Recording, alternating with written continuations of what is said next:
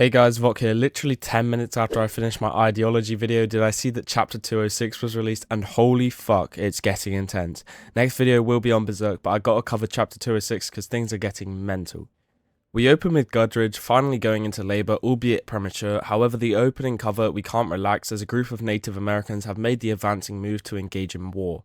From my understanding, it is a separate group from the Lanu, just another tribe, seemingly led by an intimidating guy named Gauki. I definitely butchered that. However, he is scary looking, but mainly because he has basically no eyebrows. But damn, that hairline be looking like Vegeta's with the McDonald's ass logo. Anyways, they are slaughtering the Nords in the village, looting their treasures and burning the houses. You know, everything Thorfinn didn't want.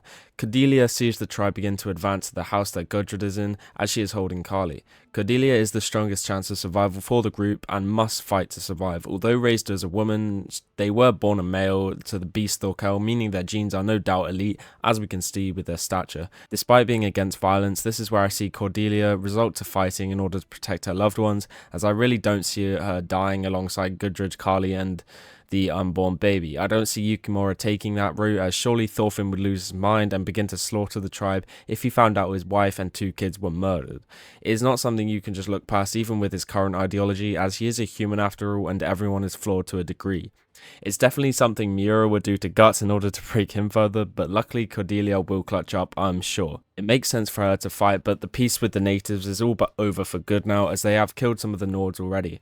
The whole situation reminds me of the Red Wedding, and whilst it isn't a planned attack from the Lanu, it was still completely out of nowhere and did shock me, especially with Gudrid's vulnerable state. We go back to the meeting of Thorfinn and the tribes, which also brews conflict, as while some are happy to let the Nords go within the year, others wish to attack now whilst they are still weak. The group takes the chance to run during the confusion, and Einar and Thorfinn clash on their views of the best decision.